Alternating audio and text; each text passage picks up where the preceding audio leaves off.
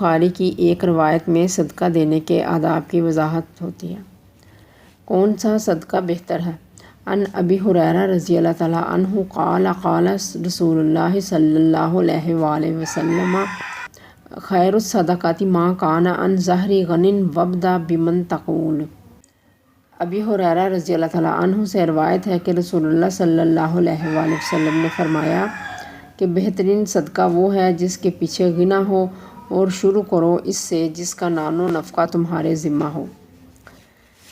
اس حدیث میں رسول اللہ صلی اللہ علیہ وآلہ وسلم نے صدقہ دینے کے آداب اور شرائط پر روشنی ڈالی ہے۔ وضاحت کی گئی ہے کہ مسلمانوں کے لیے بہترین صدقہ وہ ہے جس کو دینے کے بعد بھی وہ خوشحال اور دولت مند رہے، جو اپنی ضرورت سے زائد ہو، جس کی ضرورت نہ ہو وہ دوسروں کو دے دیا جائے۔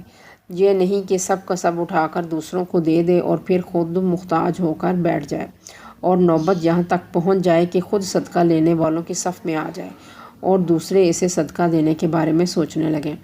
اسی بات کا بیان قرآن مجید میں موجود ہے کہ اپنی بہترین چیزوں میں سے خرچ کرو۔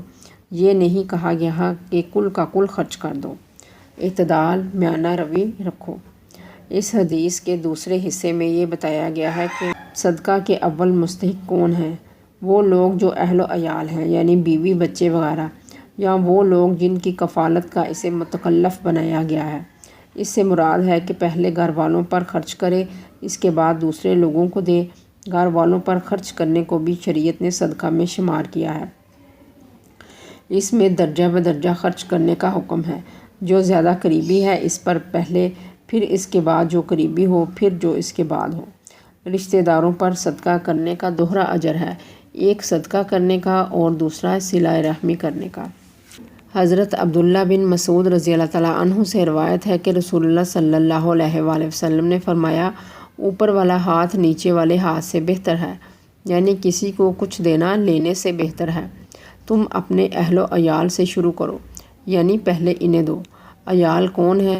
تیری ماں، تیرا باپ، تیری بہن، تیرا بھائی، پھر جو زیادہ قریب ہو، پھر جو زیادہ قریب تر ہو، پھر جو اس کے قریب تر ہو۔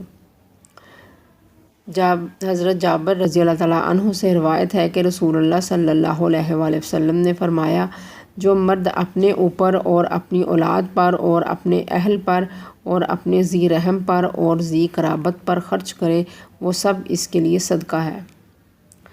حضرت ابو ہریرہ رضی اللہ تعالیٰ عنہ سے روایت ہے کہ رسول اللہ صلی اللہ علیہ وآلہ وسلم کی خدمت میں انہوں نے عرض کیا، یا رسول اللہ صلی اللہ علیہ وآلہ وسلم، کون سا صدقہ افضل ہے؟ آپ صلی اللہ علیہ وآلہ وسلم نے فرمایا، وہ صدقہ افضل ترین ہے جو غریب آدمی اپنی کمائی سے کرے اور پہلے ان پر خرچ کرے جس کا وہ ذمہ دار ہے، یعنی بیوی بچے۔ سنن ابی داؤد۔ یہ تمام احادیث اہل و عیال پر خرچ کرنے کی فضیلت ظاہر کرتی ہیں۔